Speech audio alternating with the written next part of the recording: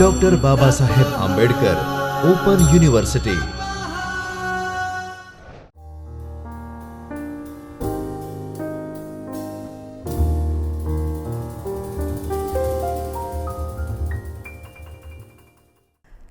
Namaskar friends, welcome to Dr. Babasaheb Ambedkar Open University's video 8 sessions. I, Dr. Nikita Kadani, Assistant Professor in Department of English, School of Humanities and Social Sciences, Dr. Babasaheb Ambedkar Open University.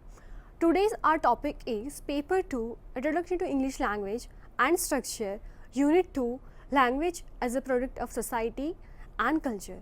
So now moving ahead to the components of presentations are that the components of presentations, then we have objectives, we have a language and society, we have a language and culture, language as a product of society and culture, then we have questions, and then we have references.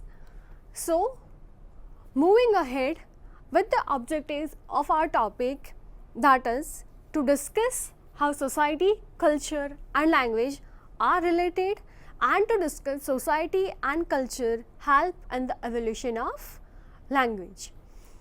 So introduction of our topic is that have you ever asked yourself how we got here?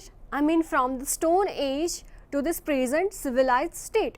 What have been the major defining factors that have led us here, that is intelligence and the faculty of language, or rather the capability to use language.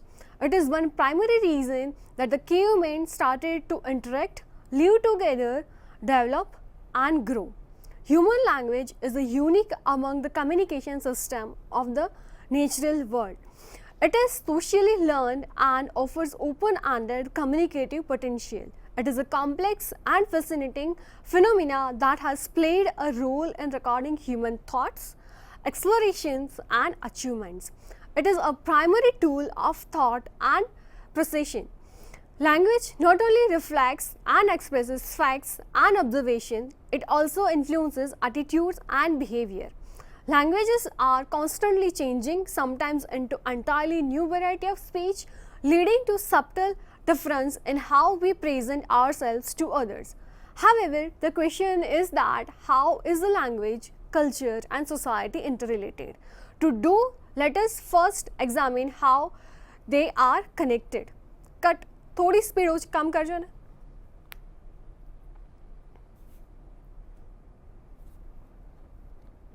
अभिषेक भाई थोड़ी speed कम कर. अच्छा okay. हाँ बस आप बराबर से. So the moving ahead, the language and society. Language is central to the social interaction in every society regardless of location and time and the period. Language and social interactions have a reciprocal relationship. Language shapes social interactions and the social interactions shape language.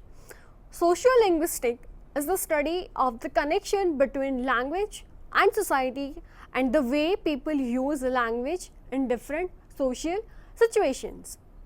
People adjust the way they talk to their social situation.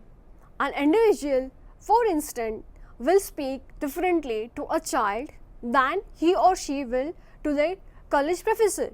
This social situation variations is sometimes called register and depends only on the occasions and the relationship between the participants, but also not the participants' region, ethnicity, socio-economic and status and age and the gender also plays the vital role.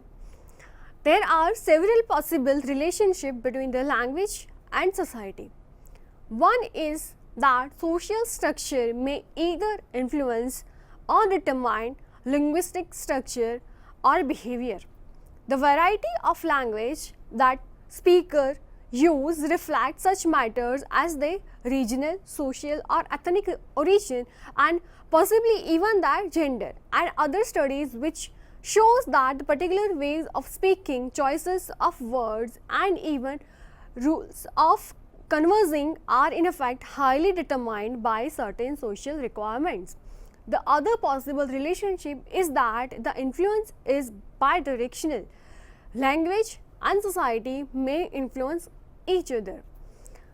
So we have language, varieties and dialects. Hudson defines a variety of language as a set of linguistic items with similar distribution. A definition that allows us to say that all of the following are varieties, that is the Canadian English, the London English, the English of commentaries and so on. So according to him, this definition also allows us to treat all the languages of the same multilingual speakers or the community as a single. Variety, since all the linguistic items concerned have a similar social distribution.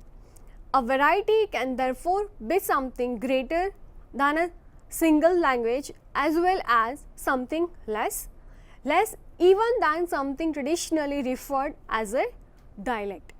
So, talking about the language and dialect, that for many people there can be no confusion at all about the language they speak. Most speakers can give a name to whatever they speak. On occasion, some of these names may appear to be strange to those who take scientific interest in the language, but we should remember that language naming practices often have a large unscientific component to them. Census takers in India find themselves confronted with a wide range of language names when they ask people what language or languages they speak.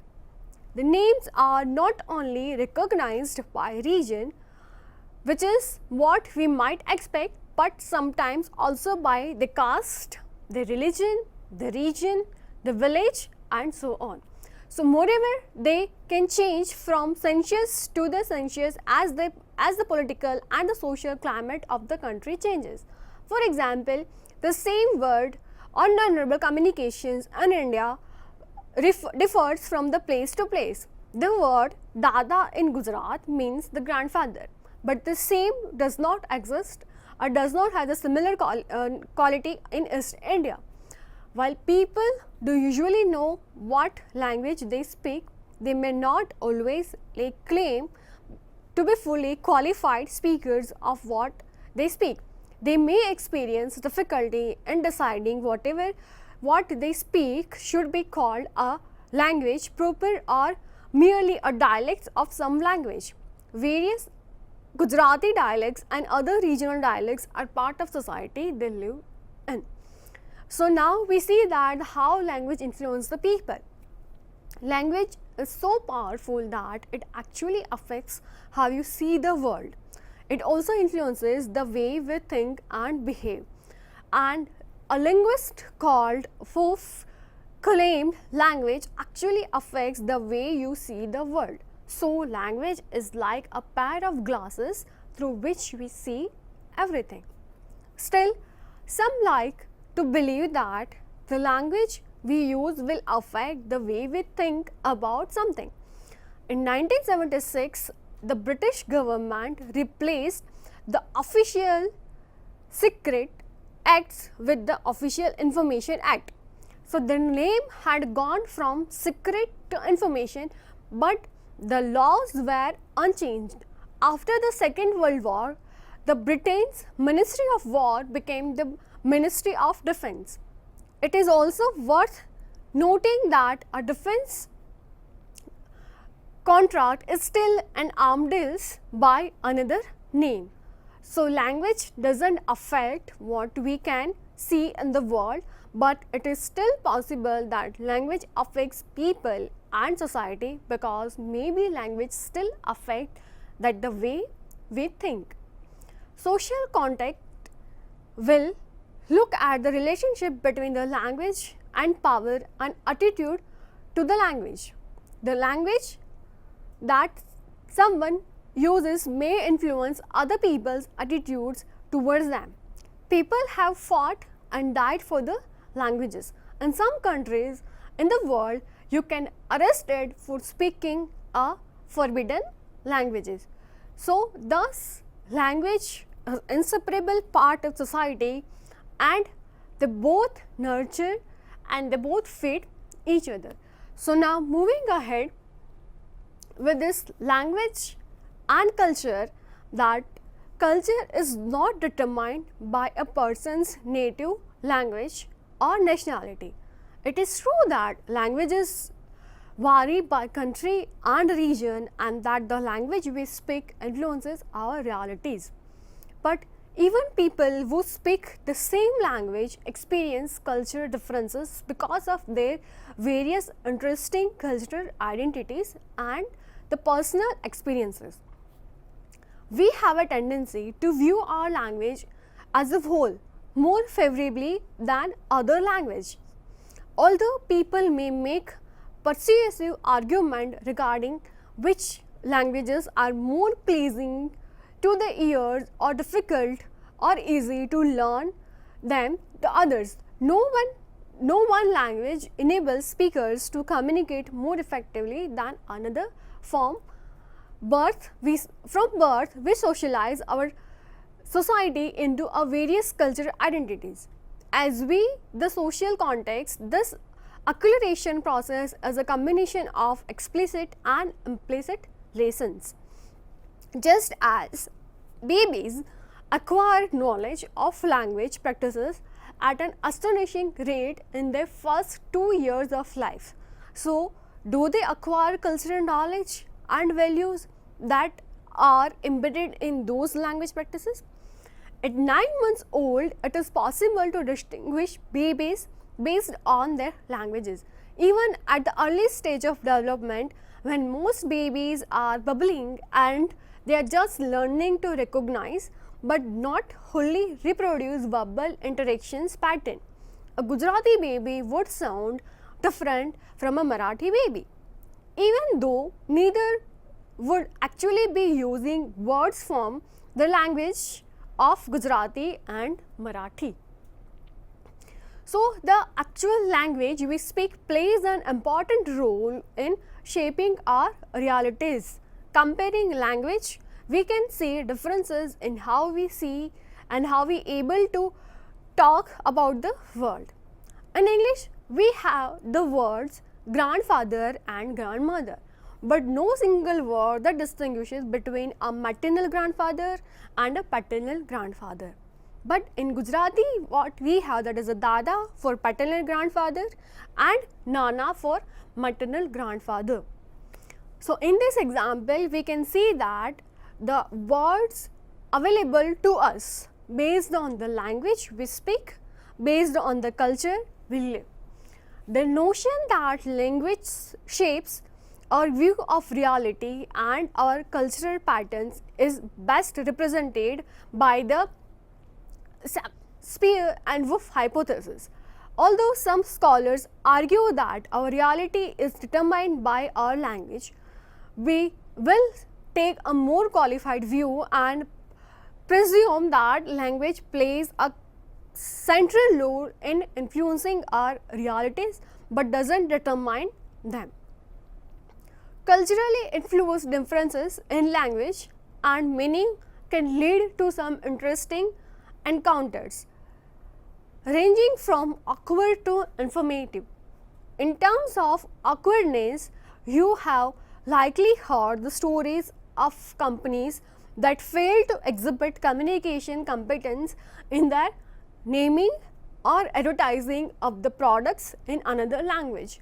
For example, in Taiwan, Pepsi used the slogan, "Come alive with Pepsi," only to later find out that when translated it means that Pepsi brings your ancestors back from the death, a result of poor cross-cultural awkwardness. So, at a more informative level, the words we use to give positive reinforcement are culturally relative. In the United States and in England, parents commonly and positively and negatively reinforce their child's behavior by saying that a good girl or a good boy. So there isn't any equivalent for such a phrase in other European languages. So the usage is only these two countries has been traced back to the Puritan influences on the beliefs about the good and the bad behavior. In terms of another way, one of the most publicized and the deadliest cross-cultural business mistakes occurred in India in 1984. Union Caribbean, an American company, controlled a plant used to make pesticides. The company underestimated the amount of cross-cultural training that would be needed to allow the local workers, many of whom were not familiar with the technology or the languages or the jargon used in the instructions for the plant operations and to do their jobs. So this lack of complete communications lead to a gas leak that immediately killed more than 2,000 people and over a time led to more than 500,000 injuries. So in general, culture is headed down through the generation by communication, teaching and imitation. It is considered as a social heritage of the organized group. It can be said to be a pattern of responses, that is the thinking, feeling and behaving developed by the society for dealing with issues arises due to the interactions and interpretations of the group members and the environment. So moving ahead, that how language is a product of society and culture. Society and language are correlative terms.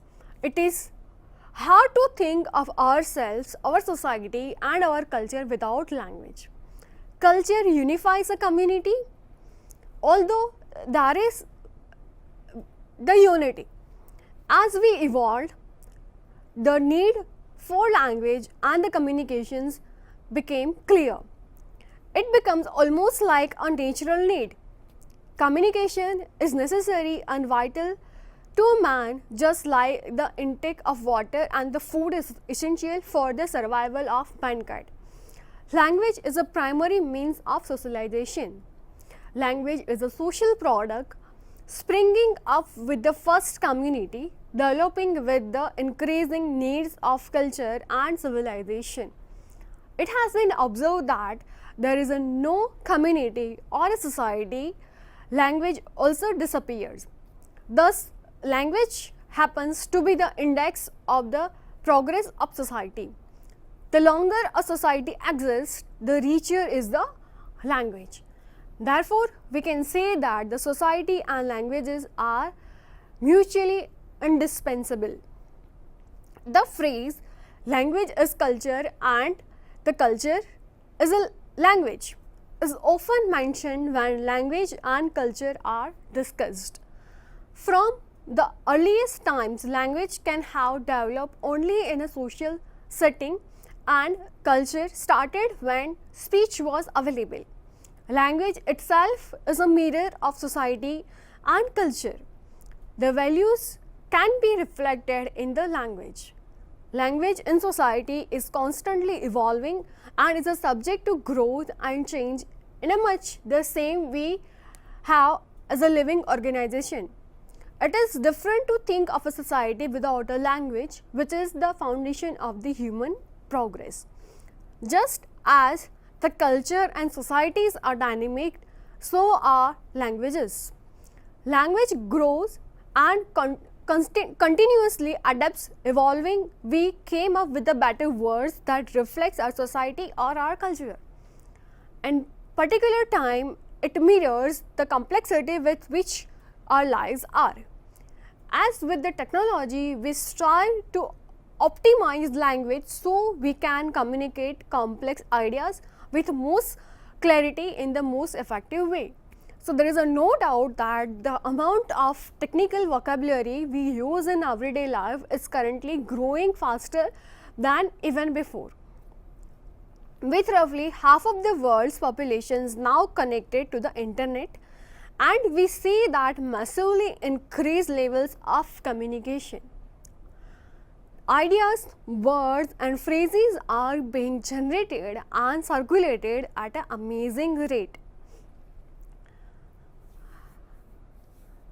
So, to recapitulate, we can say that languages, even if it was the most primitive or rudimentary, must have played a key role in bringing people together into a community, leading to the formation of society and help to develop a common culture. Language not only reflects and expresses the facts and observation, it also influences attitudes and behavior. Therefore, we can say that the social changes produce changes in language, and the language is indeed a product of society and culture. So now, the questions are given over here that for example, is a growth of culture possible without language? Why? So can you imagine that you are in a society where you do not have a language? So without language, would you be able to communicate?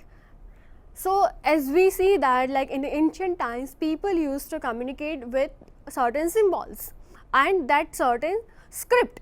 But now in the present time, do you imagine and can you imagine your society without language? So this you have to mention in your first questions. Now the second question is that, is it possible that within a culture many societies can exist? So if we talk about India, we have more than 27 to 28 states, and that each state has its own culture. For example, in Gujarat, we have a Gujarati culture, we follow our certain traditions, we follow our certain patterns of communication, we follow our certain rituals. While in Maharashtra, we have certain different patterns to be followed. So, is it possible that within a culture many societies can exist? So, can you imagine that for example, when you go to Maharashtra and you try to follow all your rituals, except that Marathi culture, so somehow we try to manage, but then it is only a group of people who are managing, they cannot establish a particular society. So this you have to mention over here. Then we have that, do you think the language spoken today will remain the same in future, and why? So the most difficult question is that when we see that nowadays in technological era, the languages are changing in a very rapid way. So for example, that we initially we had text messaging, and now we have upgradations that we have a WhatsApp, we have a Twitter, we have a Facebook. So there we are using that emojis which conveys our emotions. For example, if we are not in a good mood, then what we do, that we use a particular emojis. If we are so happy, then also we use that the smiling face. So do you really think that the language will remain the same as it is in present time? No, it will not remain the same. Why? Because it keeps on changing, and the evolution of language, it keeps on changing. So there may be few words, there may be few emojis, there may be few things will be added every day, and this will be also acceptable by the society. Then we have the languages used by the person reflect his or her cultural background. Comment on this. Yes. Do you really think that the language we use that represent our culture? Yes, it is true. Why? Because when we talk about our culture, for example, then in Gujarat we have a certain dialects and certain accents. So for example, when a North Gujarati people would talk and the South Gujarati people would talk, so there would be different. Why? So the language would be the same, but for example, the accent would be different. So why there is a different accent? Because of their cultural importance, and due to their culture they have this certain different accent, and which is reflected in that language. And for example, when even Marathi people, they try to talk to Hindi or they try to talk to Gujarati, that is also different. Why? Because they are trying to adapt the pronunciations, they are trying to adapt the language, and that is why it is not the same. And that is also the thing, that language used by person reflect his or her culture. So how? Because we have grown up in a particular way, in a particular society, in a particular culture, and our language is shaped in the basis of all these categories. And when we try to speak something, when we try to present something, it is completely, it reflects our culture. As previously we have seen the example of that Pepsi. So they do not have any idea that what this particular word has a culturally different meaning in particular region.